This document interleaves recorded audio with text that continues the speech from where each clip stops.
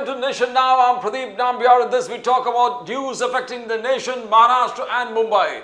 As we say all the time, in every system, there's a conflict between abiding law and arbitrary power. The test for every democracy, it stands or it falls according to its own choice, whether to give supremacy to the law or to the will of the people, whether to constitute a moral association maintained by duty or a physical one kept together by force. We are joined by esteemed guests in the studios today. We got Pradeep Gowde Sahab from the Bharatiya Janata Party. Gowde Sahab, welcome to the show. Namaskar. We got Nizamuddin Ryan Sahab. Ryan Sahab, namaskar. Welcome to the show. Nizamuddin Ryan from the Indian National Congress. Ryan Sahab, namaskar. Welcome to the show. We'll be joined shortly by Ketan Naik ji from the MNS, Raj Thakre MNS. Gowde Sahab, आपसे शुरुआत करते हैं. तीन चीज जो effect हुआ, देवेंद्र फडणवीस जी ने राहुल गांधी जी के जो कॉन्स्टिट्यूशन के किताब को कहा कि संविधान तो बहाना था, लाल पुस्तक बढ़ाना था. लेफ्ट सेंट्रिक टोटली एक लेफ्टिस्ट आइडियोलॉजी लेके, और उन्होंने कहा कि जो जोड़ो यात्रा में जो लोग जुड़ गए हैं वो एक लेफ्ट आइडियोलॉजी लेके जा रहे हैं, तो देश हित में नहीं है. राहुल गांधी जी ने अपने तरफ से कांग्रेस के लोक सेवा के पंचसूत्री 5 डिमांड, जो 5 प्रोमिसेस है, जो इलेक्शन के हिसाब से उन्होंने प्रस्तुत किया है. राज ठाकरे साहब ने कहा कि रेलवे रिक्रूटमेंट में देखो, मनसे का बहुत बड़ा एक बाग था, हम अगर नहीं होते तो महाराष्ट्र के जो बच्चे हैं उनको रिक्रूटमेंट रेलवे का नहीं होता. तो मैं गौड़े साहब आपसे शुरू करता हूं. फडणवीस साहब ने राहुल गांधी जी का आलोचना किया, बोले कि लाल किताब तो एक बहाना था, आपको लाल पुस्तक बढ़ाना था. ये क्या है? आई मीन, क्या संविधान को डिस्प्ले करने में लाल किताब कलर से आपको आपत्ति है? गावड़े साहब. नहीं, किसी कलर से हमको आपत्ति नहीं है, लेकिन वो कलर क्या रिप्रेजेंट करता है, उसका इतिहास क्या रहा है, उस कॉन्टेक्स्ट में हमको उसको देखना चाहिए. देखिए, आप शुरुआत से देखिए, जो राहुल गांधी का भारत जोड़ो यात्रा हुआ, उसमें बढ़ चढ़कर जो लेफ्ट एक्सट्रीमिस्ट ऑर्गेनाइजेशन है उसका सहभाग था. उसके पुलिस रिपोर्ट है, और जहां तक मेरी जानकारी है, कुछ महाराष्ट्र के मीडिया हाउस उसको आज पब्लिश भी करने वाली है कि कौन से left extremist organisations Rahul Gandhi के भारत जोड़ो यात्रा में थे, उनका एजेंडा क्या था, यह सब जनता जानती है. दूसरी चीज, जो राहुल गांधी हर जगह पे लाल किताब दिखा रहे हैं, जहां तक आप जानते होंगे, संविधान की जो मूल प्रत है उसका कलर ये लाल नहीं है. लाल कलर क्या रिप्रेजेंट करता है? लाल कलर माओवादी विचारधारा को रिप्रेजेंट करता है, लेफ्ट एक्सट्रीमिज्म को रिप्रेजेंट करता है. और माओ के समर्थक जिस तरीके से एक लाल किताब लेकर घुमा करते थे, राहुल गांधी उस तरीके से ये लाल किताब लेकर घूम रहे हैं, और ये झूठ बता रहे हैं लोगों को ये संविधान है. आप देखिए, कल जो उनका सम्मेलन था उसमें उन्होंने जो संविधान की प्रति कहकर प्रति बांटी, वो तो कोरे पन्ने बांटे उन्होंने. तो यह संविधान का अपमान है. तो राहुल गांधी के एक्शंस भी देखिए, और कांग्रेस पार्टी का जो इतिहास है वो भी आप देखिए कि किस तरीके से संविधान को सबसे ज्यादा खतरा पहुंचाने का काम, सबसे ज्यादा क्षति पहुंचाने का काम कांग्रेस ने किया है. फिर आप वो देखिए, संविधान में जो अमेंडमेंट्स कांग्रेस ने की है, जिससे संविधान की जो मूल आत्मा है उसको ठेस पहुंचाने का काम कांग्रेस ने किया है. मतलब इमरजेंसी के बीच में जो अमेंडमेंट्स की गई उसको तो लोग मिनी कॉन्स्टिट्यूशन बोलते हैं. इतने ड्रास्टिक चेंजेस किए गए, human rights, fundamental human rights जो थे उसके ऊपर इंक्रोचमेंट किया गया. तो संविधान का जो लेटर और स्पिरिट है उसके खिलाफ कांग्रेस की हिस्ट्री रही है. कांग्रेस ने हमेशा संविधान ने जो राइट्स लोगों को दिए हैं उसको इसके ऊपर इंक्रोचमेंट करने का काम किया है. और जो अभी मॉडर्न राहुल गांधी का जो आप अवतार देख रहे हैं वो पूरी तरीके से लेफ्ट एक्सट्रीमिज्म के ऊपर झुका हुआ है. आप देखिए, उसके लिए वो लाल किताब लोगों को दिखा रहे हैं, और ये भ्रम पैदा करना चाहते कि वो संविधान है. ये असल में जो माओवादी लोग लाल किताब लेकर घूमते हैं वो लाल किताब है. ये इसका संविधान से कुछ लेना देना नहीं है. I'll come to निजामुद्दीन राइन साहब. राहुल गांधी जी पे आरोप है, वो पंचसूत्री तो बाजू में रह गया, लोक सेवा का पंचसूत्री बाजू में रह गया. आप पे आरोप है कि अर्बन नक्सल्स के साथ मिले हुए. भारत जोड़ो यात्रा में पूरे जितने भी 90% लोग से आपसे जुड़े हुए अर्बन नक्सल के साथ, उनका लेफ्ट आइडियोलॉजी के साथ जुड़ा हुआ है. ये लाल किताब, ये जो फडणवीस साहब कह रहे तो कि ये बहाना था, संविधान तो बहाना था, लाल किताब बढ़ाना था. निजामुद्दीन जी. आपका आवाज, निजामुद्दीन जी आवाज नहीं आ रहा। देश में बीजेपी के कोई भी लोग सिवाय झूठ के और क्या बात कर सकते हैं? एक जगह भी कहीं साबित करके दिखाना चाहिए। बोलना और करना और दिखना तीनों अलग अलग चीजें हैं। भारत के संविधान को बचाने का अगर कोई काम किया तो कांग्रेस और उसके एलआई ने किया। आज देश में, अगर देश में इसीलिए इनकी सरकार को बहुमत नहीं मिला क्योंकि जिस तरह की चाल इन्होंने लोकसभा से पहले शुरू किया था कि इनके 7-8 सांसदों ने इस देश में बयान दिया कि भाई हमको अगर 400 आप पार करा देते हैं तो हम देश के संविधान को बदल देंगे और हमारा नया संविधान लागू करेंगे। अब जब इनसे वो सत्ता अब दूर चली गई, उस पावर वो दूर चला गया क्योंकि अभी दूसरों के बैसाखी पर खड़े हैं। अब कोई और दूसरा बयान भी आपने, दोनों दलों का बयान भी आपने सुन लिया कि हम ऐसा कोई काम बीजेपी के साथ नहीं करेंगे जो देश की मूल आत्मा को नुकसान पहुंचाए, चाहे वो नायडू जी हो और चाहे जो है बिहार से नीतीश जी हो, दोनों ने साफ मना कर दिया। तो इसलिए अब इनके पास सिवाय झूठ बोलने, आरोप लगाने के कुछ नहीं है। अब नक्सल का इशू 10 साल से हम सत्ता में है, आप नक्सल खत्म नहीं कर पा रहे हैं। आप कैसे प्रधानमंत्री हैं, कैसी सरकार चला रहे हैं कि आपको जो है नक्सल घेरे हुए हैं, आप कुछ नहीं कर पा रहे हैं? अरे झूठ बोलने से बेहतर है कि जनता के सामने सच रखिए, जो सच है। राहुल गांधी जब से पैदा हुए इस देश में और जब से वो राजनीति में आए हैं, उन्होंने कभी ना झूठ बोला, ना देश के सामने कभी गलत बात की। वो सत्ता में नहीं है, सत्ता में नहीं थे, आज वो संवैधानिक पद पर हैं। लेकिन जो जो उन्होंने कहा, या तो कोर्ट ने उसको जस्टिफाई किया या देश की सरकारों में जनता ने उसको जस्टिफाई करके बताया। इसलिए इस तरह की बात करना बिल्कुल बेबुनियाद है, झूठ है, और वही काम भारत के प्रधानमंत्री कर रहे हैं जो आज राज्य में फडणवीस और उनके साथी कर रहे हैं। मैं गावड़े साहब आपके पास आता हूं। We welcome Ketan Naik show, Ketan Naik ji from MNS. Naik साहब नमस्कार, welcome to the show. Are you ready Ketan Naik ji? ये स्क्रीन चल नहीं रहा है, खाली उद्धव जी की एक फोटो दिख रही है बस। अब बोलिए गावड़े साहब, मैं पहले आपके पास आता हूं। गावड़े साहब, ये पंचसूत्री, ये क्या तारीफ का ये काबिल नहीं है क्या?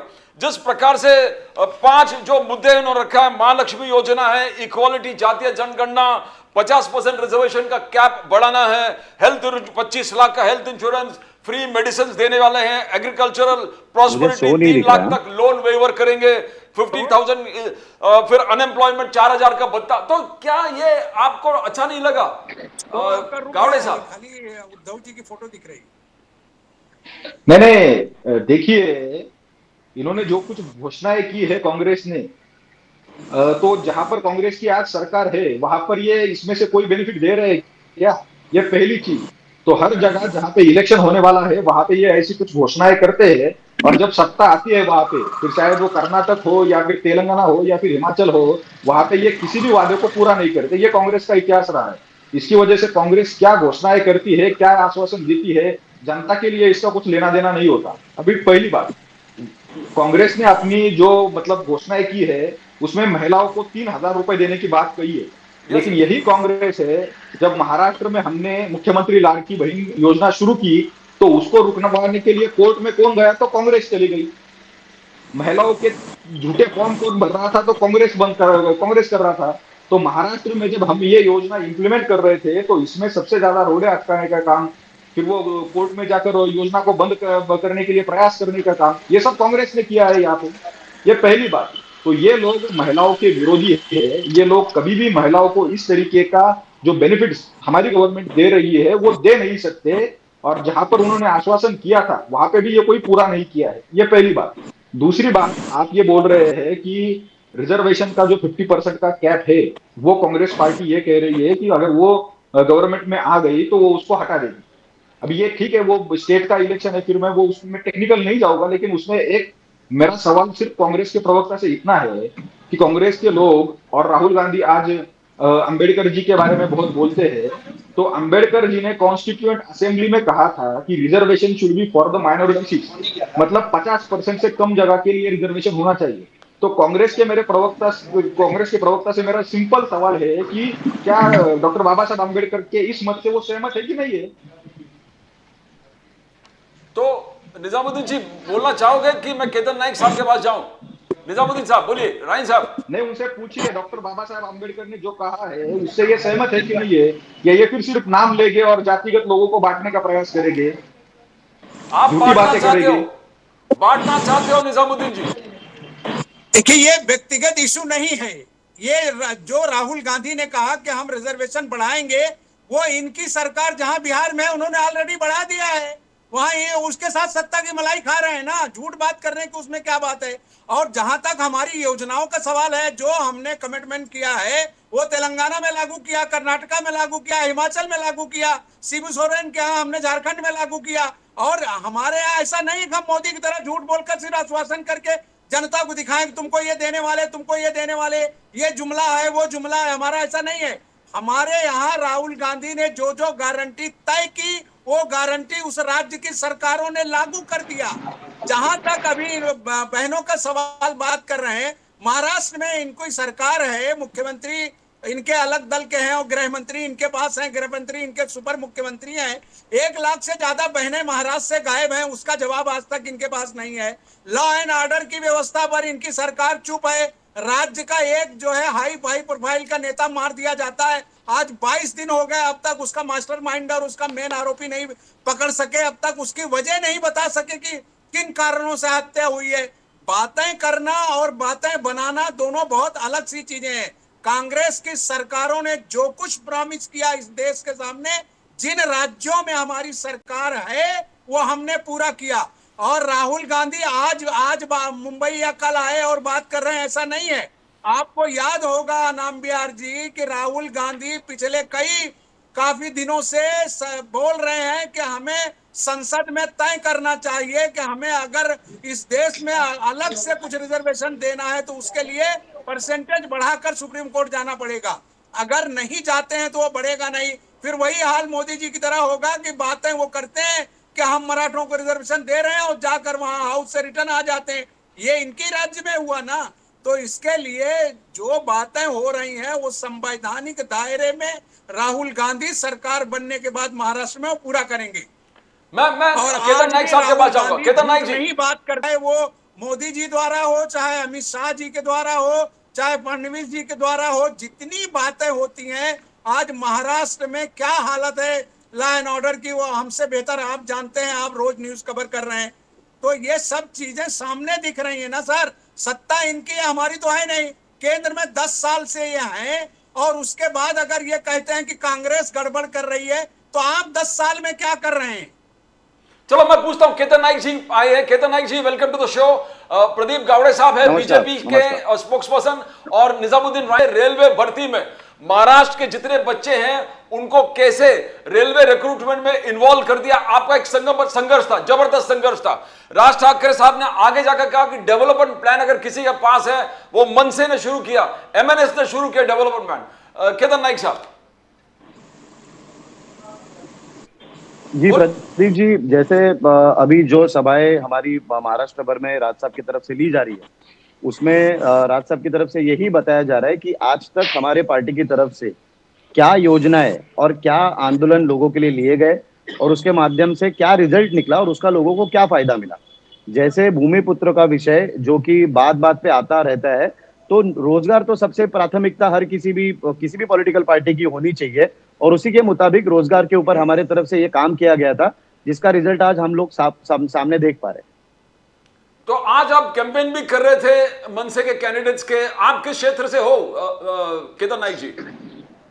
प्रदीप जी, हमारी जो असेंबली है यहाँ पे, उसको दिंडोशी विधानसभा 159 असेंबली कहा जाता है।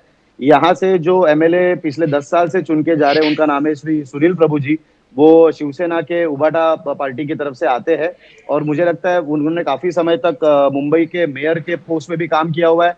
उन्होंने स्टैंडिंग कमेटी चेयरमैन के तौर पे भी नगर सेवक रहते हुए काम किया हुआ है, और वो उबाटा पार्टी के गठन नेता प्रतोद भी रह चुके हैं विधानसभा में।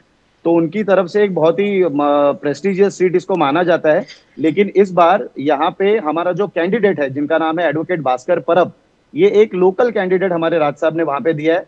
बड़े बड़े नेताओं को टिकट दे के लड़ाना और एक सामान्य घर से आए हुए सामान्य व्यक्ति को टिकट देना, इसमें अंतर होता है, और ये अंतर हमारे पार्टी के माध्यम से आपको देखने मिलता है। एक बहुत ही छोटे घर से आए हुए लड़के को उन्होंने वहां पे चुनाव का टिकट देके इलेक्शन में उतारा है, और हमें पूरी गारंटी है, हम आपने अगर हमारे प्रचार और कैंपेन देखे होंगे तो लोगों को भी चाहिए कि यहाँ पे कोई बाहर का उम्मीदवार आके हमारा रिप्रेजेंटेशन ना करे। दूसरे उम्मीदवार संजय निरुपम जी जो कि वर्सोवा से आते हैं, जो पहले एमपी रह चुके हैं यहाँ से, लेकिन वो इस असेंबली से नहीं आते थे। तो हमारे तरफ जितने भी कैंडिडेट आए हैं आज तक वो बाहर से आए हुए हैं, बाहर के क्षेत्रों से आके हमारे एमएलए बने हुए। लेकिन इस बार हमारा खुद का एक लड़का हमारे साथ बड़ा हुआ, हमारा एक दोस्त, एक भाई वहां पे हम लोगों ने खड़ा किया है और उसको चुन के लाने की पूरी जिम्मेदारी हमारे पार्टी के पूरे कैडर ने ली हुई है। All the best. गावड़े साहब, मैं आप पे आता हूं। फडणवीस साहब ने क्लियर कट कहा कि ये एक गति सरकार है, पहले वाला स्थगति सरकार है। ये एक नॉन स्टॉप सरकार है, पहले जो 2.5 साल चला वो फुल स्टॉप सरकार है। और फडणवीस साहब ने गिनाया, मेट्रो प्रकल्प को निजामुद्दीन जी के पार्टी ने रोका, रोड काम निजामुद्दीन जी के पार्टी ने रोका, जल आयुक्त शिविर वो उसको रोका, फार्मर्स का electricity recovery maximum Indian national Congress के सरकार में हुआ। तो अभी लाड़की बहन जो आप कह रहे थे कोर्ट में जाके उसको भी रोकने, तो ये गति सरकार और प्रगति सरकार, इसमें थोड़ा और रोशनी डालेंगे आप गावड़े साहब? नहीं, बिल्कुल देवेंद्र जी ने जो कहा वो बिल्कुल सही बात है। और आप जानते होंगे कांग्रेस की जो पॉलिटिक्स है वो वेंडेटा पॉलिटिक्स है और लोगों के खिलाफ ये डिसीजन लेने में माहिर रहे हैं। आप देखिए, जब हमारी सरकार मतलब जब उद्धव ठाकरे आइडियोलॉजिकल बिट्रायल करके कांग्रेस के साथ गए थे, तो उसके बाद 1-2-2.5 साल इनकी गवर्नमेंट थी, तो महाराष्ट्र के जो सबसे बड़े इंफ्रास्ट्रक्चर प्रोजेक्ट्स थे वो सबको उन्होंने रोकने का काम किया। फिर वो मेट्रो का प्रोजेक्ट होगा, बुलेट ट्रेन का प्रोजेक्ट होगा, या फिर मुंबई में बहुत सारे जो इंफ्रास्ट्रक्चर प्रोजेक्ट है वो हो गए।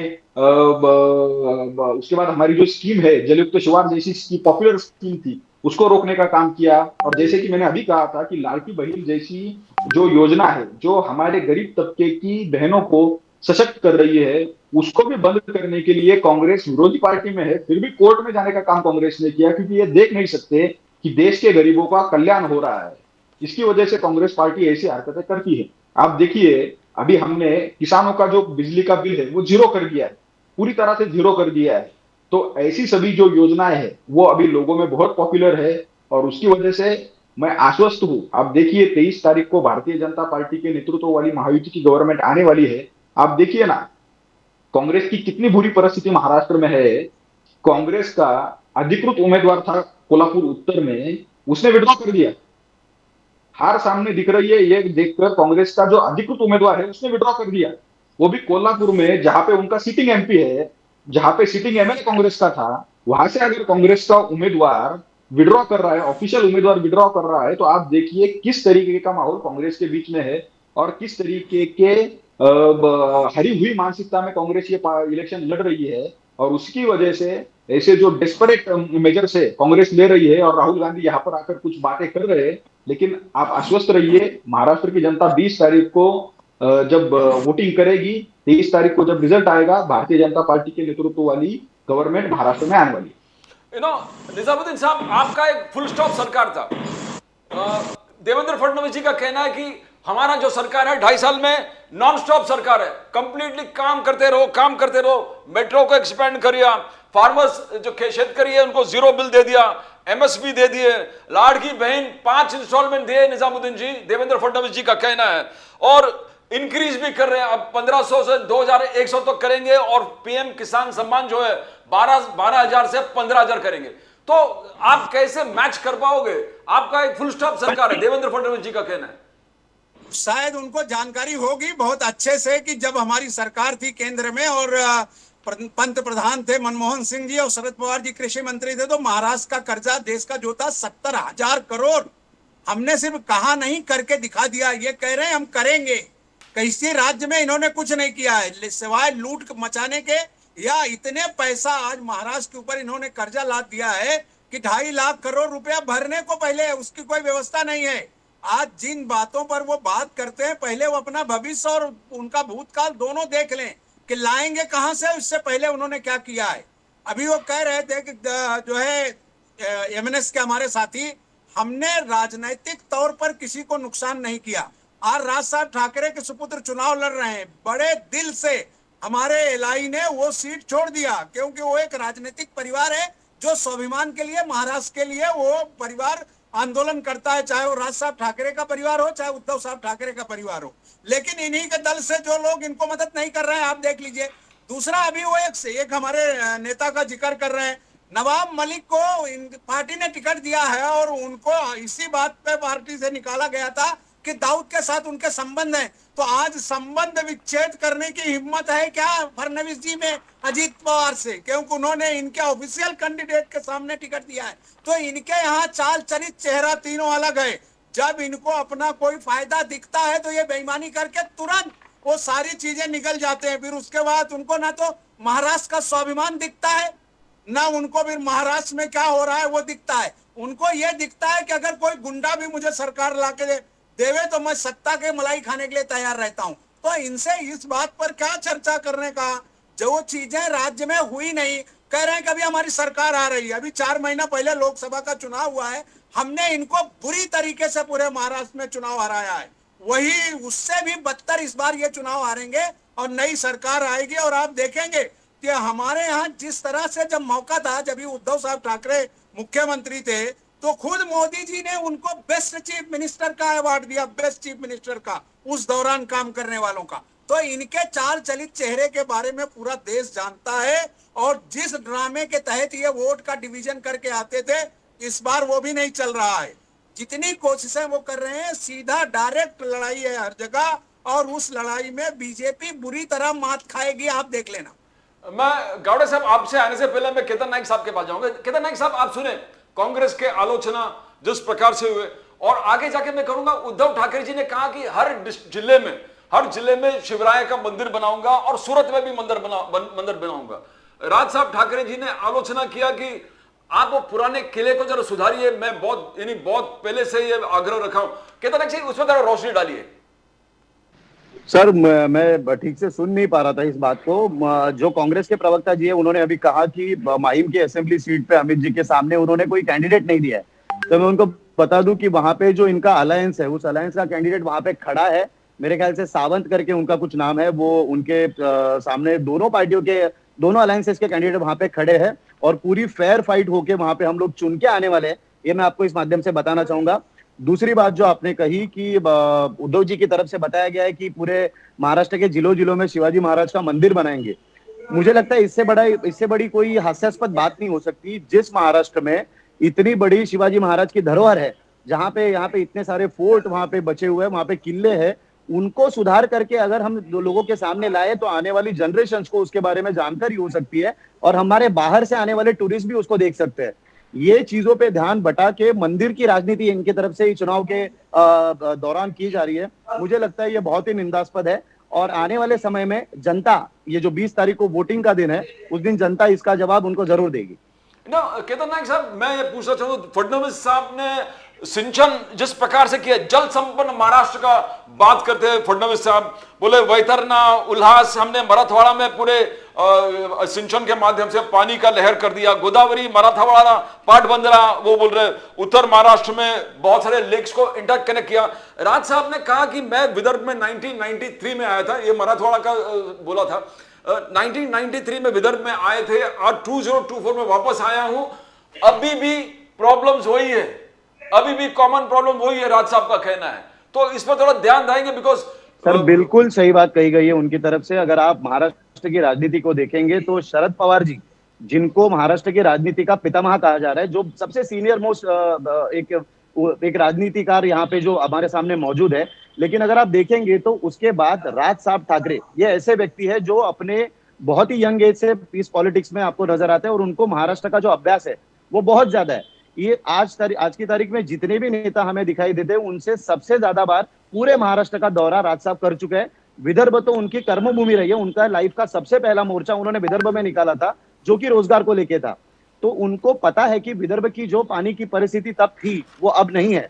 विदर्भ को व्हाइट गोल्ड का इलाका कहा जाता था, वहां पे कपास की खेती की जाती थी और उस कपास के माध्यम से हमारे किसानों को धन प्राप्ति होती थी। लेकिन आज उस कपास की क्या परिस्थिति है, उस कपास के ऊपर जो निर्धारित जो सारे उद्योग थे, उन उद्योगों की क्या स्थिति है, इसके ऊपर चुनाव के समय बात नहीं की जानी चाहिए कि चुनाव के समय सिर्फ इसका मंदिर बनाएंगे, उसको गिरा देंगे, इसको चढ़ा देंगे, यही बातें करेंगे।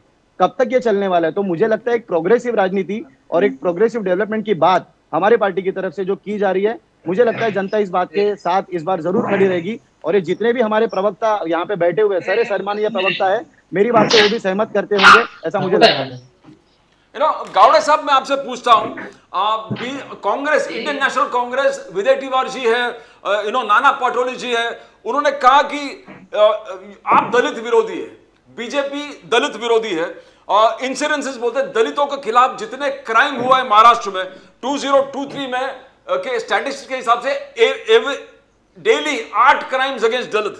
आपने 12,500 आदिवासी वैकेंसीज अभी तक आपने फिलअप नहीं किया, वो उसको खाली रखा है। दलित स्टूडेंट का स्कॉलरशिप आपने रोक दिया है।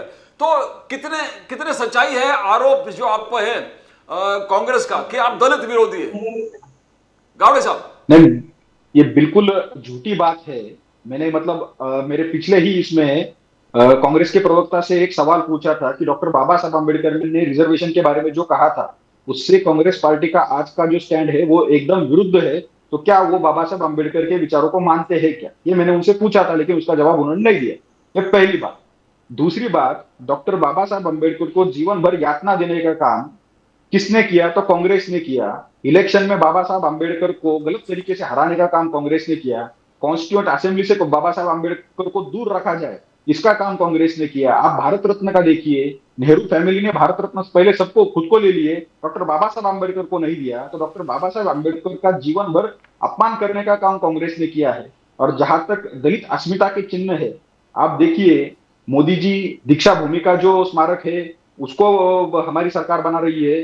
चैत्य भूमि का जो स्मारक है उसको हमारी गवर्नमेंट बना रही है। इंग्लैंड में जहां पर डॉक्टर बाबा साहब अम्बेडकर रहा करते थे उसको हमने म्यूजियम किया है। जापान में हमने डॉक्टर बाबा साहब अम्बेडकर का स्टेचू बनाया है। उसके अलावा जो दलित छात्र है या फिर युवा है, उनको सशक्त करने के लिए, उनको एंटरप्रेन्योरशिप में लाने के लिए स्टैंड अप इंडिया जैसी हमने योजनाएं शुरू की है, मुद्रा योजना जैसी योजनाएं हमने शुरू की है। जनधन के थ्रू ज्यादा से ज्यादा लोगों को, जो लोग फाइनेंशियल सिस्टम से बाहर थे, वो बहुत ज्यादा दलित ही थे, उन सबको फाइनेंशियल सिस्टम में लाने का काम हमने किया है। तो कांग्रेस पार्टी का जो इतिहास रहा है वो पूरा दलित विरोधी रहा है, आरक्षण विरोधी रहा है। आप जानते हैं कि किस तरीके से जब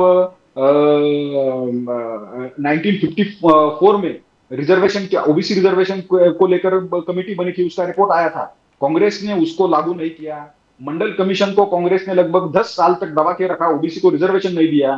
नेहरू जो है, जवाहरलाल नेहरू जो है, आप देखिए उनके 1963 के लेटर से जो वो सीएम्स को लिखा करते थे, उन्होंने किस तरीके से जो आरक्षण लेने वाले लोग हैं उनको सेकंड ग्रेड कहा है। किस तरीके से उन्होंने कहा है कि आरक्षण से देश का नुकसान हो रहा है, या फिर वो किस तरीके से आरक्षण विरोधी है। तो कांग्रेस आरक्षण विरोधी रही है, दलित विरोधी रही है। ये कांग्रेस की मानसिकता है। जो नेहरू ने किया था वही राहुल गांधी आज कर रहे हैं। विदेश में जाकर राहुल गांधी ने क्या कहा कि वो आरक्षण को खत्म करेंगे। तो कौन दलित विरोधी है? तो राहुल गांधी है, कांग्रेस दलित विरोधी।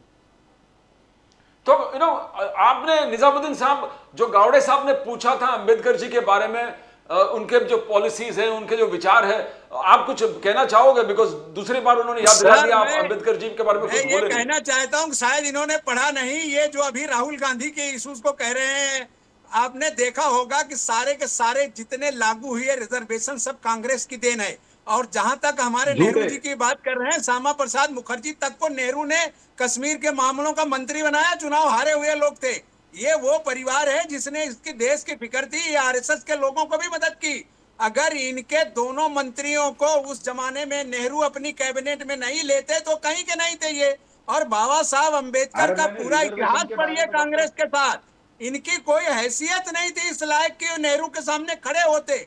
दोनों चुनाव हारे हुए थे, उसके बावजूद भी नेहरू ने दोनों को अपने मंत्रिमंडल में शामिल किया और उनको कश्मीर के मामलों का मंत्री बनाया। इससे ज्यादा ये क्या चाहते हैं? इनको ये पता ही नहीं है, खाली झूठ बोलकर लोगों को बेवकूफ बनाना। आप चाहते हैं कि दलित और कांग्रेस के बीच लड़ाई हो। अभी इन्होंने आज तक 70 सालों में मुसलमानों के अंगेज बात करने का काम किया। अब जब वहां से इनको कोई सफलता नहीं मिली तो आप चाहते हैं कि आज इस देश का दलित, जितना दलितों के साथ अन्याय बीजेपी के सांसदों ने किया, जितनी बहनों के रेप हुए, 90% रेप के इतिहास आप उठाकर मंगाइए, क्राइम रिपोर्ट देखिए, उसमें दलित के सांसद, एमएलए, दलित इनके जो है बीजेपी के जब कार्यकर्ता आपको मिल राजस्थान में जाएंगे। कांग्रेस की और गवर्नमेंट इस थी, राजस्थान महाराष्ट्र में टॉप भी था दलित विरोधी जितना अपराध अत्याचार में। हमारी दलित तो जहां बहनों जहां और पे दलित कांग्रेस की भाइयों के गवर्नमेंट साथ रही हुआ है, है, वहां पे ये दलितों पूरा के साथ देश सबसे देख ज्यादा रहा है। अत्याचार आज हुआ है। सोशल मीडिया का जमाना है, कोई चीज आप छिपा नहीं सकते। अगर हमने कुछ गलत किया या पार्टी ने गलत किया, एक दिन के अंदर पूरे देश के सामने सोशल मीडिया के प्लेटफॉर्म पे आता है। आप सर्च करा के इनको रिपोर्ट दिखा दीजिए कि कितना दलितों के ये हितैषी हैं और कितना इन्होंने देश में दलितों के लिए काम किया है। जितनी मूर्तियां बाबा साहब अंबेडकर की तोड़ी गई, वो सब आरएसएस और बीजेपी की देन थी। जितनी जगहों क्या पर झूठ बोल इन्होंने रहे हैं ये? इस तरह के नहीं काम नहीं नहीं, किए ये हैं, झूठ बोल रहे सारे हैं। रिकॉर्ड इनके पास है, ये खुद बता देंगे। इसलिए ये गावड़े साहब बोल रहे हैं कि आप फैलाना झूठ बोल कि रहे हैं, कांग्रेस बिना दलित कुछ विरोधी है। स्टैटिस्टिक्स के कुछ भी कांग्रेस बोल ही रहे है हैं जिसने निजामुद्दीन जी। पूरे दलित समाज के सही अधिकार को उन तक पहुंचाया। ना मैं पहले गावड़े साहब, before you respond I go to Ketan Naik साहब। केतन नाइक साहब, राज ठाकरे साहब ने कहा कि सत्ता मुझे दे दो, डेवलपमेंट का लहर में लेके आऊंगा, डेवलपमेंट का लहर महाराष्ट्र में लेके आऊंगा। और राज साहब ने कहा I don't believe in freebies, मैं फ्रीबीज पे विश्वास नहीं करूंगा, मैं आपको वो मौका दूंगा जो अपने आप पूरा खिल के निकल कर आएंगे। केतन नाइक साहब। सर, फ्रीबीज वाली जो बात है उसको आप इस तरह से देखिए, अगर सरकार की तरफ से कोई योजना अगर सामान्य नागरिकों के लिए आ रही है तो उसका विरोध किसी को नहीं है। लेकिन जब आप इस योजना में जितने पैसे खर्च करने वाले रहोगे, उसका अगर पूरा इम्पैक्ट आपके सैलरीज और आपके प्रशासन के फंक्शनिंग पे आने वाला होगा, तो उस विषय पे मुद्दा रेज करना बनता है। देखिए, फ्रीबीज वाली जो बात कही गई है, उससे ज्यादा राज साहब ने सामने ये बात रखी कि हमारे जो लोग हैं उनको अगर अपने अपने रोजगार के माध्यम से उनको अगर सक्षम किया गया तो कोई फ्रीबीज की डिमांड ही आपके सामने नहीं करेगा। जबकि ये स्टेट का काम होता है, जिसको हम कल्याणकारी राज्य कहते हैं, उसका काम ही है कि लोगों के लिए कल्याणकारी योजना वो बनाए। तो योजना बनाने में कोई परहेज नहीं है, लेकिन फ्रीबीज चुनाव के मौके पे आप लेके आओगे, किसी को 1500 दोगे, किसी को 8000 दोगे, किसी को 4000 दोगे, और उससे वोट बैंक की राजनीति अगर आप करने जाओगे तो विरोधी पक्ष का तो काम है उस पर उंगली रखना, और वही हम कर रहे हैं। केतन नाइक साहब, और भी राज साहब ने एक चीज कहा कि एकनाथ शिंदे जी और उद्धव ठाकरे जी दोनों पे आलोचना किया। बोले शिवसेना ना एकनाथ शिंदे जी का है ना उद्धव ठाकरे जी का है, ये बाला साहब ठाकरे जी का प्रॉपर्टी है। तो वो क्या सिग्निफाई करना चाहते थे राज साहब? सर, क्या गलत बात कही आप। देखिए, बाला साहब ठाकरे जी ने अपने करियर में संघर्ष करके अपनी एक पार्टी खड़ी की, जीरो से खड़ी हुई पार्टी है, अपना एक सिंबल तैयार किया, उस सिंबल पे अपने लोग चुन के लाए, स्टेट में अपनी सत्ता बिठाई, अपना मुख्यमंत्री बिठाया। तो उनका जो एक चिन्ह था वो उनकी ही प्रॉपर्टी है, उनके विचारों से जुड़ा हुआ वो चिन्ह था, और उस चिन्ह को विच्छिन्न किया गया लोगों की तरफ से। किसी ने ध्यान ना देते हुए उसको विच्छिन्न किया और किसी ने उसको मतलब हस्तगत करके किया। तो ये प्रॉपर्टी उनकी तो है ही नहीं ना, ये प्रॉपर्टी बाला साहब ठाकरे जी ने बनाई हुई प्रॉपर्टी थी। तो ये इसमें गलत क्या है, प्रॉपर्टी उन्हीं की थी। और अजित पवार जी पे भी आपने थोड़ा कसा कि कहां से आप ले गए, और वहां तो विवाद। तो अजित पवार जी ने कहा आप अपना इंजन संभालिए। राज साहब ने सामने ये बात रखी है कि पहले एमएलए इधर से उधर जाते थे सत्ता बनाने के लिए, या अपनी किसी की सत्ता फॉर्म करने के लिए। कुछ एमएलए उठते थे और दूसरी पार्टी में चले जाते थे और फिर सत्ता बनती थी। लेकिन अभी बात ऐसी हो गई है कि अभी पूरी की पूरी पार्टी हाईजैक की जाती है। तो ये कहां तक सही है? किसी एक विचारधारा पे, किसी एक मूवमेंट में से एक पार्टी खड़ी होती है, एक चिन्ह तैयार होता है, उस पार्टी के जुड़े हुए कुछ परिवार होते हैं या कुछ एक टीम होती है, एक संगठन होता है। उस संगठन को रातों रात आप उठा लेते हो क्योंकि आपके पास घटना ने कुछ अधिकार दिए हुए, कोर्ट ने आपको सपोर्ट किया हुआ है, तो आप उस चीज को लेते हो और अपने मर्जी के मुताबिक उसको कहीं और जाके रख देते हो। तो ये तो लोकशाही का मतलब नहीं था ना सर। लोकशाही का मतलब ये था कि जो लोगों में से आवाज सामने आ रही है उसको रिप्रेजेंट करके उस विधिमंडल में, या जो भी अपने कायदे के मंदिर हम जिसको कहते हैं, वहां पे लेके जाना होता। लेकिन यहाँ पे तो पूरी की पूरी पार्टी हाईजैक की जा रही है। फिर वो भले राष्ट्रवादी के साथ हुआ इंसिडेंट हो या शिवसेना के साथ हुआ इंसिडेंट हो, तो उसके ऊपर राज साहब ने फोकस किया कि ये बहुत ही गलत तरीके से पार्टी हाईजैक करने का एक नया ट्रेंड महाराष्ट्र की राजनीति में आया हुआ है। गावड़े साहब, मैं आपसे पूछना चाहता हूं, मेरे जिक्र है जब फडणवीस साहब कह रहे हैं कि 7000 करोड़ का हुंडई का प्लांट लगा है पुणे में, 20,000 करोड़ का टोयोटा का प्लांट लगा है संभाजी नगर में, फिर अलग अलग उन्होंने गिनाते हैं कि बहुत सारे, हमने 80,000 करोड़ के इन्वेस्टमेंट 7 कंपनीज इस महाराष्ट्र में लेके आया हूं। मगर नाना पाटोले जी और विदेटीवार जी बार बार कह रहे हैं कि स्कूल में इलेक्ट्रिसिटी नहीं है। उन्होंने गिन के कहा कि 9,000 के आसपास स्कूल्स हैं जिसमें बिल्कुल इलेक्ट्रिसिटी नहीं है। No teachers in government schools. Nana Patole जी, सरकारी स्कूल में टीचर्स नहीं है। 50,000 टीचर्स के वैकेंसी आज तक आपने भरा नहीं है। तो ये कैसे आप एक तरफ है कि आप बड़े बड़े मल्टीनेशनल्स लाने वाली बात है, मगर छोटे छोटे स्कूल्स में जो पब्लिक स्कूल्स है, ना लाइट है ना टीचर्स है। गावड़े साहब, नहीं, जहां तक फर्स्ट हाफ का जो पार्ट था आपने अभी पूछा, वो आप देखिए लास्ट क्वार्टर जो था उसमें सबसे ज्यादा, और पिछले कई क्वार्टर से सबसे ज्यादा जो इन्वेस्टमेंट आया है वो महाराष्ट्र में है। तो महाराष्ट्र आज देश में सबसे ज्यादा इन्वेस्टमेंट वाला राज्य है। और जब ये कांग्रेस की और उसके अलायंस की गवर्नमेंट पिछले 2-2.5 साल में महाराष्ट्र में थी, 2019 के बाद 2-2.5 साल थी, उस वक्त महाराष्ट्र जो इन्वेस्टमेंट के इसमें है वो चौथे 5वें नंबर पर चला गया था। तो ये कांग्रेस की देन थी। उसके बाद जब हम फिर से गवर्नमेंट में आए तो आज आप देखिए फिर से महाराष्ट्र एक टॉप डेस्टिनेशन है इन्वेस्टमेंट के लिए। दूसरी बात, जो पिछले क्वेश्चन में कांग्रेस के प्रवक्ता ने भी और मनसे के बिहार में हमारे मित्र ने कहा था कि जो वेलफेयर स्कीम है और स्टेट का जो फिस्कल स्टेट है, तो मैं ये आश्वस्त करना चाहता हूं कि महाराष्ट्र का फिस्कल स्टेट बहुत अच्छा है। हम ऐसी वेलफेयर स्कीम को अफोर्ड कर सकते हैं। उससे हमारी जो मतलब ये है सरकारी कर्मचारियों को देने का सैलरी होगा, या फिर इंफ्रास्ट्रक्चर के प्रोजेक्ट्स हो गए, या फिर और महत्वाकांक्षी प्रोजेक्ट्स हो गए, उसके ऊपर कोई असर नहीं हो रहा है। दूसरी बात, ऑन द कॉन्ट्ररी आप देखिए हिमाचल में देखिए या फिर कर्नाटक में देखिए, जहां पे कांग्रेस ने कुछ वादे किए थे, आज हिमाचल की परिस्थिति ऐसी है कि वहां पे सैलरी देने के लिए पैसा नहीं। ये हिमाचल की परिस्थिति है। तो ये कांग्रेस का फिस्कल मॉडल है। ऑन द कॉन्ट्री हमारा फिस्कल मॉडल अच्छा है। हमने जो भी स्कीम दी है वो पूरा विचार करके दी है, राज्य का जो फिस्कल स्टेट है उसको कंसिडर करके दी है। तो ये पहली बात।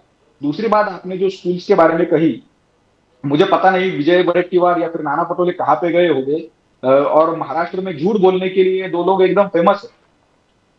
तो उन्होंने क्या कहा स्कूल्स के बारे में, कौन से स्कूल के बारे में क्या कहा, तो ये आप उनके प्रवक्ता से ही पूछिए। निजामुद्दीन साहब, आप सिर्फ झूठ बोलते हो। आप देखो 7,000 करोड़ के इन्वेस्टमेंट हुंडई प्लांट लगा है पुणे में, 20,000 करोड़ के संभाजी नगर में टोयोटा का प्लांट लगा है, करीबन 8 से 10 यानी आरआरपी सेमीकंडक्टर जेन, और सबसे ऊंचा 1 रुपए में क्रॉप इंश्योरेंस देवेंद्र फडणवीस, एकनाथ शिंदे जी 125। तो ये गिनते गिनते, मगर आप वही लेते हैं कि स्कूल में लाइट नहीं है, टीचर 50,000 टीचर नहीं है, और फिर 34 लाख यहाँ पर यूथ अनएम्प्लॉयड है। तो ये किस प्रकार से, एक तो लहर है डेवलपमेंट का, मगर उसमें भी आप आलोचना करते रहते हो। निजामुद्दीन जी, ऐसा है, सोशल मीडिया के दौर में फोटो पेस्ट करना, फोटो कटिंग का बड़ा आसान तरीका है। आप उनसे पूछिए कि महाराष्ट्र की अस्मिता की बात करें, महाराष्ट्र में मराठी मीडियम के 80% स्कूल बंद हो रहे हैं, 80%।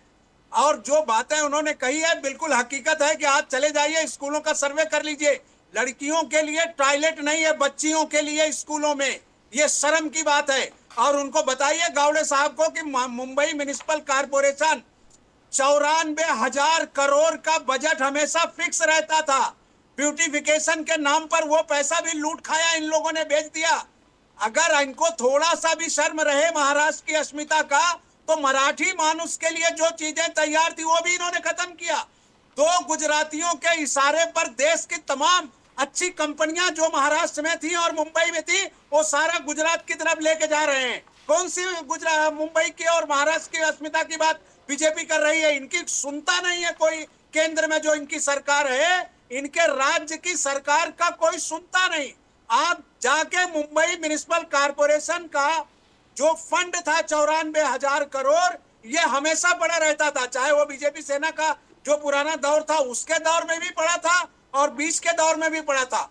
ये सरकार जैसे तीनों की आई लूटमार में, इन्होंने वो सारे पैसे यूज कर लिए ये दिखाने के लिए कि बंबई में हम ब्यूटिफिकेशन करेंगे। अरे आप जब वो सब पैसा ही आपको लुटाना है और दूसरा सिर्फ कर्ज लाकर आपको घी पीना है, तो आप डेवलपमेंट क्या करेंगे? और जो डेवलपमेंट ये दिखाने की बात करते हैं, वो कोई डेवलपमेंट गरीबों के लिए है क्या? मुझे बताइए। महाराष्ट्र के एक ग्रामीण गरीब के बारे में बताइए कि वो अटल सेतु से जाएगा क्या? 500 रुपया उसको भरना है। समृद्धि महामार्ग से 2,500 टोल टैक्स है। 2,500 एक गरीब आदमी बैलगाड़ी से पार करता है क्या? आप जितनी चीजें ये बात कर रहे हैं, ये सिर्फ उन धनवानों के लिए काम कर रहे हैं। अडानी जी के नाम पर काम करके धरावी को लूट रहे हैं, इसलिए कि बीकेसी से बीकेसी 2 बनाने के लिए बुलेट ट्रेन उसके लिए ला रहे हैं। महाराष्ट्र के गरीब जनता, महाराष्ट्र की जो हमारी दलित समाज की जनता, महाराष्ट्र के आदिवासी समाज की जनता बुलेट ट्रेन से जाने वाली है क्या? आप ले आइए, हम ये नहीं कह रहे हैं कि गलत है, लेकिन जो व्यवस्था यहाँ पहले से है गरीबों की, ट्रेनों में चलने लायक बना दीजिए कि लोग चढ़ जाएं। स्टेशनों पर पानी और उनके लिए शौचालय की सही व्यवस्था कर दीजिए। आप जाके आप खड़े नहीं हो सकते किसी स्टेशन पर, आप रेलवे में सुबह यात्रा नहीं कर सकते। आप इतना बदतर, इतना बुरा हाल इन 10 वर्षों में जो बीजेपी की सरकार ने किया है इस देश में और इस महाराष्ट्र में, ऐसा कभी नहीं था। केदार नाइक साहब, राज ठाकरे साहब ने नासिक मॉडल के थोड़ा जिक्र भी किए थे, जहां भी राज साहब के भाषण थे, बड़ा बड़ा पब्लिक एड्रेसिंग था, नासिक मॉडल के रतन टाटा को लेके आए थे। उन्होंने कहा कि डेवलपमेंट का एक लहर मैं लेना चाहता हूं, एक मॉडल को पूरे महाराष्ट्र में डेवलपमेंट किस प्रकार से करूंगा। तो हाउ कैन यू थोड़ा इसको एक्सप्लेन कर सकते हैं राज साहब, जो उनके दिमाग में क्या था, विजन क्या था? सर बिल्कुल, देखिए महाराष्ट्र नवनिर्माण सेना वो पक्ष है, जो पार्टी है जिसने महाराष्ट्र का एक डेवलपमेंट प्लान, जिसको हम ब्लूप्रिंट कहते हैं, वो ब्लूप्रिंट हमारी जनता के सामने हमने रखी थी। और हमारी ये मंशा थी कि इस ब्लूप्रिंट के तौर पे अगर जनता हमें सत्ता में लाती है तो उस ब्लूप्रिंट में जो बातें हमसे कही गई थी उसको हम इम्प्लीमेंट करें। लेकिन किसी को भी सत्ता में आना इतना आसान काम होता नहीं, उसके लिए संघर्ष करना पड़ता है, एक समय जाना पड़ता है। इसकी हमें पूरी मालूमात है और इसीलिए हम वेट कर रहे हैं। लेकिन जो हमें जो भी सत्ता महाराष्ट्र की जनता ने दी, जैसे नासिक का महानगर पालिका की सत्ता उन्होंने हमें दी, तो हमने पूरी कोशिश की कि वहां पे जो नासिक के लोगों के टैक्स में से जो पैसे जमा हो रहे हैं उसके ऊपर कम से कम बर्डन डाल के नासिक में डेवलपमेंट की जाए। तभी सीएसआर फंड की बात आ गया है। और जो भी हमारे देश के बड़े बड़े उद्योगपति थे, हमारे स्वर्गीय रतन टाटा जी हो या बाकी महिंद्रा, इन सारे लोगों ने उस सीएसआर फंड का अधिदान हमारे राज साहब के विजन के साथ में जोड़ा और उसमें से जो पॉसिबल हो सका वो हमने किया और वो आज भी स्टैंड करता है। उसके अलावा जो नासिक के रोड्स का डेवलपमेंट हमसे किया गया था, आज भी आप जाके देख लीजिए, जो रास्ते नासिक में जो सड़कें बनाई गई उन सड़कों पे आज भी एक भी आपको गड्ढा मिलेगा नहीं।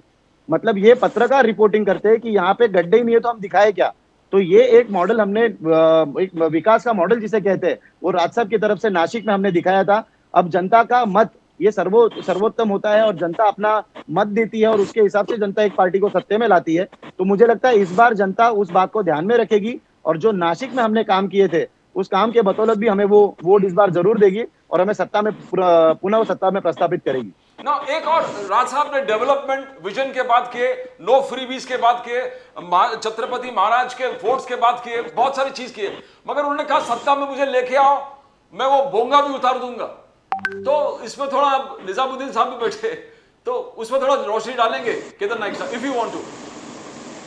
सर मैं आपको ये स्टैंड क्लियर कर दूं, ये कोई धार्मिक विषय नहीं है। मैं आपको निजामुद्दीन जी बोलने से पहले मैं क्लियर कर दूं कि ये धार्मिक विषय नहीं है, ये विषय लोगों की परेशानी से जुड़ा हुआ है। जिस धर्म की हम बात कर रहे हैं उनमें से कुछ लोगों ने भी ये कहा गया था कि ये बड़े शोर से जो चीज सामने आती है उसकी तकलीफ हमारे बच्चों को भी पढ़ाई करने या बाकी मामलों में होती है। हमारा किसी धर्म को विरोध नहीं है, अगर हमारी किसी चीज पे आस्था है तो हमारी आस्था हम हमारे घर में रख के भी कर सकते हैं। भोंगे का जो विषय था, वो जो उसके नॉइस पॉल्यूशन और सारी चीजें सामने आती है उसके बारे में राज साहब की तरफ से बात कही गई थी और मुझे नहीं लगता उसमें कुछ भी गलत कहा गया था। मैं निजामुद्दीन साहब आपसे आने से पहले गावड़े साहब से पूछता हूं कि राज साहब ठाकरे के उस विषय को कभी मुसलमानों ने उसका विरोध नहीं किया। राज साहब ठाकरे ने यह कहा था कि जो ऑर्डर कोर्ट का है, तो उन्होंने बहुत सारी मस्जिदों से खुद भोंगे उतारे और जो उनका सिस्टम है हाई कोर्ट का उसी को हमने माना और हाई कोर्ट के सिस्टम के तहत ही हमने काम किया। इसलिए मैं ये नहीं कह सकता या कोई भी मुस्लिम ने इस राज्य में यह नहीं कहा कि राज साहब ठाकरे गलत कह रहे हैं। ठीक है, हर आदमी को अपनी सोच होती है, उसके लिए जो राज्य सरकार ने सुप्रीम कोर्ट और हाई कोर्ट में दिया था और हाई कोर्ट का जो जजमेंट था उसी हाई कोर्ट के जजमेंट के लिए उन्होंने मांग की थी और उसी को इस देश में जो लोग नागरिक हैं वो धार्मिक तौर पर उनको जो छूट है उतना ही उन्होंने इस्तेमाल किया। केदार नाइक जी कुछ बोलना चाहोगे? गावड़े साहब। निजामुद्दीन जी आपने बिल्कुल सही बात कही, लेकिन हमारा जो मुद्दा था जहां पे ये हाई कोर्ट का जो जजमेंट है उसकी जो एक प्रणाली डिसाइड करके दी गई है, जो प्रणाली जहां पे इम्प्लीमेंट नहीं होती उस विषय, उसके बारे में हमारा विषय, जिन्होंने इस प्रणाली को अपना लिया उसके उसमें बारे में तो कार्रवाई बात ही होनी नहीं है। चाहिए, सरकार का काम है कार्रवाई करे। बिल्कुल बिल्कुल सर, बिल्कुल। ना मैं गौड़ा अभी साहब के अभी पास आता हूं। देखिए, गौड़ा साहब, दीपावली गई है, पूरा शहर पोल्यूशन में डूबा, लेकिन किसी ने किसी का विरोध नहीं किया। लेकिन जो चीज सरकार तय करती है या कोर्ट तय करती है, अगर उस मापदंड पर कोई काम नहीं हो रहा है तो उसको पनिश करने का काम राज्य सरकार का है। लेकिन सरकार अपने वोट की राजनीति के लिए किसी को पनिश करने नहीं गई। मैं गौड़ा साहब के पास आता सर हूं। गौड़ा बिल्कुल साहब, बिल्कुल सही बात है, लेकिन आप ये भी देखिए कि मुंबई में आज की जो पोल्यूशन की स्थिति है, उसमें पटाखों से कहीं ज्यादा जो कंस्ट्रक्शन पूरे मुंबई में चल रहा है उसके वजह से भी पोल्यूशन होता है। मैं खुद यहाँ पे रहता हूँ, उसके अगल बगल में जो कंस्ट्रक्शन चल रहे हैं उसके वजह से पालिका का रिपोर्ट है कि इस पोल्यूशन जो भी आपको यहाँ पे फेस करना पड़ रहा है उसकी एक बड़ी वजह कंस्ट्रक्शन भी है। और अगर कंस्ट्रक्शन उन प्रोटोकॉल के तहत नहीं हो पा रहा है तो उसमें नियंत्रण में लाना भी पालिका और राज्य सरकारों की जिम्मेदारी होती है, जो सरकारें ठीक से कर नहीं रही है। गौड़ा साहब, राहुल गांधी जी का एक ही चीज है, संविधान को बचाना है। संविधान सम्मान, संविधान का सम्मान कीजिए, संविधान को हमको बचाना है, संविधान का सम्मान कीजिए। मगर आज जो कश्मीर में हो गए, जम्मू एंड कश्मीर में आर्टिकल 370 वापस लाने का जो रेजोल्यूशन पास हुआ, तो धक्का मुक्की हो गया, तो इसमें क्या लगता है आपको कांग्रेस का स्टैंड क्या होगा? संविधान के साथ रहेंगे या उल्गावादियों के साथ रहेंगे? गौड़े साहब, नहीं, दो तीन विषय है, मैं इस विषय पे भी बात करता हूं, लेकिन हाँ। पहले जो भोंगों की बात चल रही थी, देखिए कांग्रेस की यह पॉलिसी है कि मुस्लिम अपीजमेंट के लिए मुस्लिम धर्मांध लोग जो भी कहेंगे, जिहादी प्रवृत्ति के लोग जो भी कहेंगे, उसका समर्थन कांग्रेस पार्टी करती है। चाहे वो भोंगों का विषय हो या फिर अभी कांग्रेस के प्रवक्ता महाराष्ट्र की अस्मिता की बात कर रहे हैं। महाराष्ट्र की सबसे बड़ी जो अस्मिता है वो छत्रपति शिवाजी महाराज के गढ़ और किले है। आप देखिए वहां पे जो मुसलमानों के द्वारा इंक्रोचमेंट किया गया था, उसको संरक्षण देने का काम कौन कर रहा था इतने सालों से? कांग्रेस के लोग कर रहे थे। और कोर्ट के ऑर्डर के बाद जब हमने वहां का इंक्रोचमेंट हटाया तो उसका विरोध कौन कर रहा था? तो कांग्रेस के लोग कर रहे थे। तो महाराष्ट्र की हमारी जो धरोहर है, छत्रपति शिवाजी महाराज के किले है, कांग्रेस चाहती है कि वहां पे इस्लामी धर्मांधों की ओर से इंक्रोचमेंट किया जाए। ये कांग्रेस की पॉलिसी रही है। दूसरी बात, आपने अभी संविधान की बात की और राहुल गांधी ये कह रहे हैं कि संविधान को बचाने की जरूरत है। राहुल गांधी से संविधान को सबसे बड़ा खतरा है, कांग्रेस पार्टी को संविधान से सबसे बड़ा खतरा है। अभी आप देखिए ना, 370 की बात चल रही है। ये 370 जो आर्टिकल था, उसमें जो 35A आया था, जो कांग्रेस पार्टी ने लाया था, और आप फिर से वो आप दलित के बारे में बात कर रहे थे, वो 35A के तहत जो प्रोविजंस थी, वो कश्मीर में सबसे ज्यादा डिस्क्रिमिनेशन वहां के दलितों से कर रही थी, वहां के आदिवासियों से कर रही थी।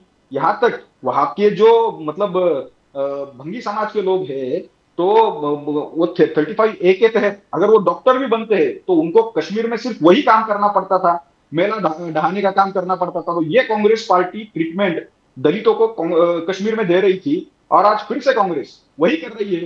कांग्रेस और उसके अलाइज जिन्होंने ये कल किया 370 के बारे में, पहली तो ये बात मैं आपके माध्यम से बताना चाहता हूं कि वो ख्वाब भले ही कितने देखे, 370 और 35A अब हिस्ट्री हुए हैं।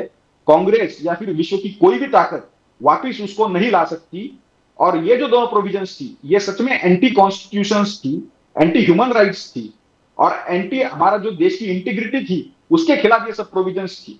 हमने ये दूर कर देश को एक तरीके से इंटीग्रेट करने का काम किया है, और जो एंटी कॉन्स्टिट्यूशनल चीजें उसमें कांग्रेस ने की थी उसको हमने दूर करने का काम किया है। कांग्रेस और कांग्रेस के अलायंस कितना भी कुछ कर ले, आप देखिए कल वो मारपीट कर रहे हैं विधानसभा में। पहली तो बात आप ये देखिए कि विधानसभा को 370 वापस लाने का कोई अधिकार है क्या?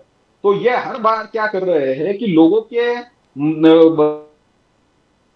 कुछ कर रहे हैं, जो अधिकारी आपके पास नहीं, आप क्या बात कर रहे हैं, उसके लिए आप मारपीट कर रहे हैं। और दूसरी बात, मैंने जो पहले भी कहा कि 370 और 35A हिस्ट्री हुई है, वो देश का एक काला अध्याय था, वो खत्म हो गया है, वो फिर से शुरू नहीं होगा। निजामुद्दीन जी, क्या वादे राहुल गांधी जी संविधान से पूछिए कि मुफ्ती महबूबा के साथ सरकार किसने बनाया? अरे 35 आप उनसे किसने? पूछिए कि मुफ्ती महबूबा के साथ किसने सरकार बनाया, जिसके ऊपर मिलिटेंट के साथ उनका रिश्ता था। ये बातें प्रधानमंत्री ने खुद कही थी हाउस में, और उसके बाद आपने उसे सत्ता में बनाया। पाकिस्तान में बिरयानी खाने प्रधानमंत्री जाए, पाकिस्तान में आटा जो है अडवाणी जी जाकर जिन्ना की मजार को चूमे, तो ये जो है देशभक्त होते हैं। और कोई अपने हक के लिए और राज्य की बात करे तो वो देशद्रोही होता है। यानी इनकी सुविधा के लिए अगर कोई चीज बने तो सब यहाँ जो पे है इनके औरंगजेब की खास कब्र पे होते हैं। कौन जाता है सबको पता है अब कौन महाराष्ट्र गया में। था इनके साथ सरकार बनाने? सरकार महाराष्ट्र क्यों में बनाई औरंगजेब आपने की कब्र पे समझौता कौन करके? जाता है, आपने औरंगजेब मुफ्ती की कब्र पे महबूबा के जाके साथ फूल कौन सरकार खाता क्यों है, ये बनाई? महाराष्ट्र की उनके जनता ऊपर जानती है। पेटेंट का आरोप महाराष्ट्र था की जनता और जानती है सत्ता में गए थे औरंगजेब के नाम आतंकवादी पर करने जो का बात औरंगाबाद करने। नाम था उसका समर्थन कौन कर रहा था, नहीं, आप उस्मानाबाद का पहले जो मैं समर्थन कौन जवाब कर रहा पूछ रहा था, हूं वो दे दीजिए। और अडवाणी जी अहमदनगर का क्यों गए समर्थन जिन्ना कौन की करता मजार है। पर माथा टेकने? क्यों प्रधानमंत्री बिरयानी खाने गए? आप किसी एक कांग्रेसी नेता का नाम बताइए। अरे आप जब इस तरह की गलत हरकत करते हैं देश देखता है। आप देश को ज्यादा दिन बेवकूफ नहीं बना देश को सकते। पता है हमने अब वो जिस 370 हिंदुत्व और के नाम पर 35 आप ए कर खत्म रहे किया थे, है। आप उस हिंदुत्व के भी घोर देश को विरोधी पता हैं। है हमने राम मंदिर बनाया है। आपने राम मंदिर में भी क्या देश को किया? पता है, आपको पता है देश कि को चारों पता है हमने, धर्माचार्य देश को आपके पता विरुद्ध है गए। हमने वो सर्जिकल स्ट्राइक आपके किया है। धर्माचार्य हैं, देश उस को पर पता कोई है बात हमने नहीं एयर करता। स्ट्राइक किया है। अब वो विषय खत्म हो गया है राम मंदिर का। किसी देश के नेता ने राम मंदिर का विषय नहीं उठाया। आपके पास कोई विषय नहीं है, इसलिए आप राम मंदिर को उठाइए, 370 उठाइए। आप कहते हैं 370 राम मंदिर खत्म हो आपके गया। लिए वो विषय नहीं हो कश्मीरी सकता, कहते हैं कि हमारे हमारा लिए हर बार 370 विषय अभी है। भी लागू है, जब अभी तक मैंने बदलाव वो नहीं देश हुआ। के हर एक हिंदू का तरफ विषय है आपका राम मंदिर। गवर्नर जो आपने वहां अपॉइंट किया है वो कह रहा है कि हम राम दर्जा मंदिर देंगे पूरा राज्य का। आपके गवर्नर का बयान है कल का, वो कह रहे हैं कि हम पूर्ण दर्जा राज्य, देंगे कश्मीर को राज्य का, पूर्ण दर्जा देंगे। ये कल आपके गवर्नर मिस्टर मनोज सिन्हा का है। तो आप इसमें गलत झूठी बात क्या है, बातें आपका करके विरोध है जनता क्या? को गुमराह नहीं कर सकते। कश्मीर कावड़े को साहब, कश्मीर को फुल आपके यहाँ स्टेट देने के ट्रेनिंग लिए होती है आपका झूठों विरोध है की। क्या? प्रधानमंत्री झूठ बोलते हैं सरेआम, आपके गृह मंत्री सरेआम झूठ बोलते हैं। उसके बावजूद आप लोगों को शर्म नहीं आती तो कोई क्या कर सकता है देश की जनता? योगी जनता आदित्यनाथ थे। मजबूर है आपके सामने, क्योंकि आप उसकी ब्लैकमेलिंग कराते हैं। जो दल आपके विरोध में बात करता है आप उसको जेल भेजते हैं। जो उसके एक भी आदमी आज तक कन्विक्ट नहीं हुआ, अदालतों ने सबको छोड़ा धीरे धीरे। लेकिन आप जो है मस्ती में हैं सरकार के।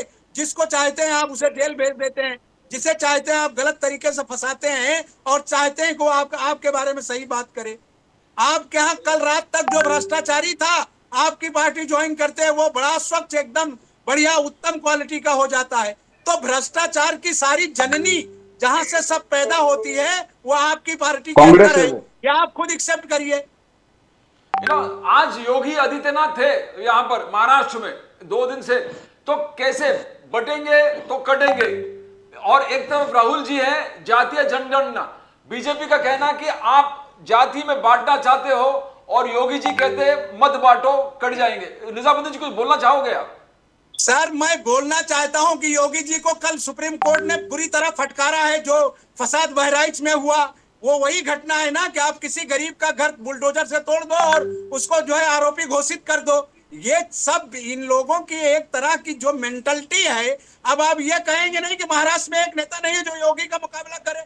योगी को इन्होंने हिंदुत्व का हीरो बनाकर इस राज्य में लाके, क्यों बाला साहब का हिंदुत्व नहीं था इस राज्य में? कि बाला साहब से बड़ा कोई हिंदुत्व का नेता पैदा हुआ क्या देश में? प्रधानमंत्री यही जो आज मोदी है, ये बाला साहब के पांव पकड़ के नीचे बैठे रहते थे मातोश्री में। क्या उनका हिंदुत्व नहीं है? आपको दूसरे हिंदुत्व को उधार लाना है इस राज्य में? और आप किस बेस पर ला रहे हैं? उनको किसी ने जस्टिफाई किया क्या? बुरी तरह से उत्तर प्रदेश में लोकसभा की सीटें योगी जी हार गए हैं, बुरी तरह हारे हैं। लेकिन चूंकि मालूम है कि हिंदुत्व का वो चेहरा जो सिर्फ आग उगलेगा, गंदगी उगलेगा, जो इस तरह की चीजें करेगा, वो आपके पास हीरो है। उसको आप उदाहरण के तौर पे लाते हैं। सुप्रीम कोर्ट जजमेंट देती है कि आप जितना चीजें वो कर रहे हैं वो सब असंवैधानिक है। तो आप बाला साहब के हिंदुत्व को क्यों नहीं लागू करते? आपको बड़ा प्यार है, आप कहते हैं ना, हम तो एक्सेप्ट करने को तैयार हैं कि बाला साहब का जो हिंदुत्व था, जो बाला साहब ने 25, 30, 40 बरस इस राज्य में किया, उस 50 साल के हिंदुत्व को क्यों नहीं लागू करते? क्या बाला साहब से बड़ा नेता है योगी आदित्यनाथ? बोले गावड़े साहब कुछ बोलना चाहता हूं, फिर नाइक साहब के पास जाता हूं। गावड़े साहब कुछ नहीं, ये बहुत अच्छी बात है कि वोट जिहाद के बारे में फडणवीस साहब बहुत बोल रहे हैं। 48 में से 10 सीट्स कहते हैं कि वोट जिहाद से कांग्रेस ने हासिल किया। गावड़े साहब नहीं, ये वोट मांगे हिंदुत्व के नाम पे, बटने के नाम पे, तो ये जिहाद नहीं है। मुसलमान अगर एक तरफ उद्धव को वोट दे दो वोट जिहाद है। क्यों हम टैक्स नहीं देते इस सरकारों को? या मुसलमान टैक्स नहीं देता इस राज्य में या पूरे देश में? ये ड्रामा है मुसलमान हिंदू बांटने का। इस राज्य में हिंदू मुसलमान नहीं बटेगा। एक साथ रहेगा और एक ही साथ इस मिट्टी में जाएगा। इसलिए ये सपना देखना भूल जाइए कि कभी हिंदू मुसलमान फिर अलग होगा। गावड़े साहब कुछ बोलना चाहोगे वोट जिहाद के बारे में? बिकॉज नहीं जरूर जरूर बोलना चाहता हूं मैं। आप देखिए मतलब किस तरीके से कांग्रेस के प्रवक्ता आप बात कर रहे हैं। मतलब हिंदुत्व को लेकर जो घृणा इनके मन में है, हिंदुओं को लेकर जो घृणा इनके मन में है, वो साफ जाहिर हो रही है। भगवे को लेकर घृणा इनके हमारे मन में मन जो है वो घृणा साफ नहीं जाहिर हो है रही है। सर, नहीं सुनिए गावड़े सुनिए, अभी साहब, आप जब बोल रहे थे मैंने हमारे बीच मन में में बिल्कुल नहीं घृणा बोला। नहीं सुनिए है। निजामुद्दीन जी नहीं सुनिए, अभी आप मैं आपके पास आ रहा हूं। निजामुद्दीन जी सुनिए पैदा कर सुनिए रही है। निजामुद्दीन हम तो बाला साहब सुनिए, के उनके बात सामने सुनिए। उदाहरण, क्योंकि हिंदू हृदय सम्राट का नारा इस देश में, इस राज्य में एक ही परिवार का चला। तो अगर आप उस परिवार को या तो नकार दीजिए, आप कहिएगा नहीं, इसको सुनिए। नहीं मानते, तो फिर आप जो है एकनाथ शिंदे से रिश्ता तोड़ लीजिए। क्योंकि एकनाथ शिंदे आज भी इस राज्य में बाला साहब की धरोहर की बात कर रहे हैं। नहीं एक मिनट सिर्फ मुझे बोलने सुनिए दीजिए। निजामुद्दीन जी, सुनिए, तो नहीं 2 है, मिनट सुनिए। दोनों में से एक। निजामुद्दीन जी, Yes या no? आप हमारी तुलना छोड़ दीजिएगा, हम क्या कह रहे हैं, अपनी तुलना करिए हिंदुत्व में। निजामुद्दीन जी जरा गावड़े साहब का सुनिए 2 सुनिए, मिनट। सुनिए। गावड़े साहब बोलिए। सुनिए मैं उत्तर दे देता हूं। हाँ। हमको बाला साहब ठाकरे का हिंदुत्व 1001% हम उससे अग्री करते हैं। और जो बात मैं कह रहा हूं वो राहुल गांधी कह के देख बताए कि उनको बाला साहब ठाकरे का हिंदुत्व मान्य है। ये राहुल गांधी कहेंगे क्या?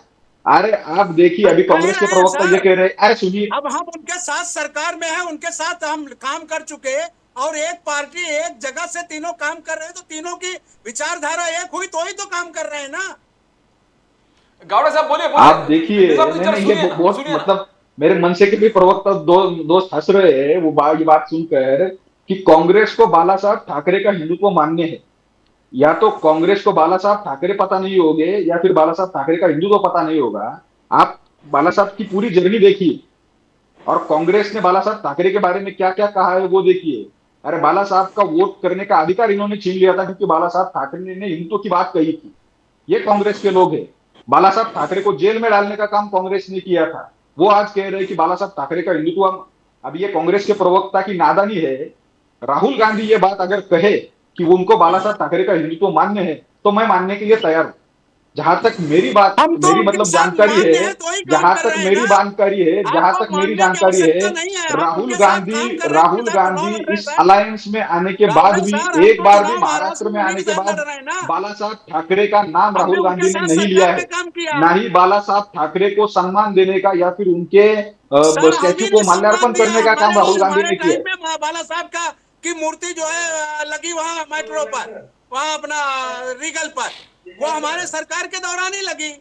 आपकी तरह हम लोगों ने छत्रपति महाराज शिवाजी का पैसा खाके, बेईमानी से दलाली का पैसा खाके हमने बेईमानी नहीं किया।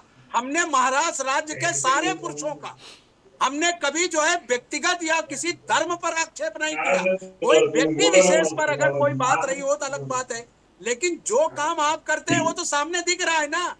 आप अगर नेहरू की बात करते हैं तो श्यामा प्रसाद मुखर्जी की बात करिए। क्यों गए नेहरू के मंत्रिमंडल में?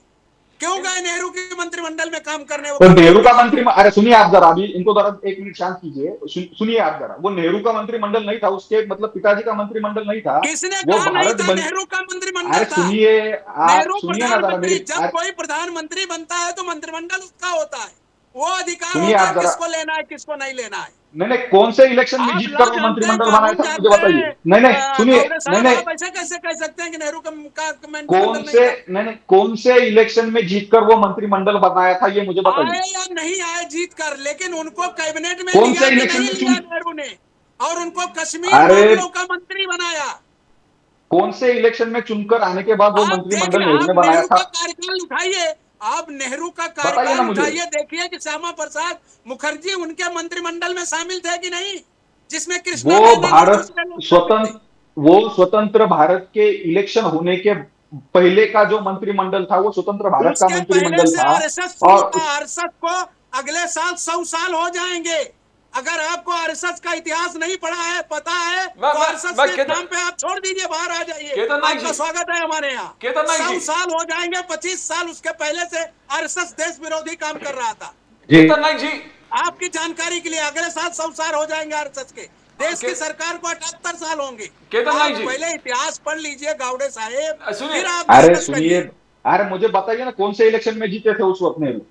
तो बता तो रहा हूं, आपका नेहरू का पूरा कौन से? कार्यकाल पढ़ लीजिए, आपको मालूम पड़ जाएगा क्यों लिए थे उनको। नहीं, जिस मंत्रिमंडल में श्यामा प्रसाद मुखर्जी थे, डॉक्टर बाबा साहब श्यामा आम्बेडकर थे, प्रसाद मुखर्जी वो नेहरू के कौन से? पहले मंत्रिमंडल में थे, मंत्री हाँ, थे, तो कश्मीर वो मामलों के मंत्री। अभी आप नेट जी आपके सामने है, आप नामबिहार जी से कहिए, अभी सर्च करके आपको कितने दिन थे वो भी बता देंगे वो। मैं अरे केदार नाइक मैं जी ये के पूछ पास रहा हूं। हूँ नहीं केदार कौन सा होगा, नाइक हम पढ़ इलेक्शन लीजिए। केदार नाइक नेहरू? जी, बाणा नंदगांवकर जी को बीजेपी सपोर्ट कर रहा है, अमित ठाकरे जी को बीजेपी सपोर्ट कर रहे हैं, बहुत सारे आपके कैंडिडेट्स को बीजेपी खुलेआम सपोर्ट कर रहे हैं। एकनाथ शिंदे जी अमित ठाकरे जी के खिलाफ उनके सदा सरवणकर जी है। तो ये क्या क्या चुनाव के बाद क्या होने वाला है, क्या दिख रहा है आपको केदार नाइक जी? सर, अगर आपने सम्माननीय राज साहब जी के लेटेस्ट इंटरव्यूज और जो भी चर्चाएं उन्होंने की है माध्यमों के साथ, वो अगर आपने नोटिस की होगी तो उन्होंने अपनी साफ राय बता दी है कि अगर कल को ये परिस्थिति तैयार होती है कि हमारे पार्टी के समर्थन से किसी की सरकार बननी हो, तो हमारा प्रेफरेंस महायुति की तरफ रहेगा, ये उन्होंने साफ किया हुआ है। बाळा नांदगावकर जी की बात है, बाळा नांदगावकर जी बहुत समय से इस महाराष्ट्र की राजनीति में है।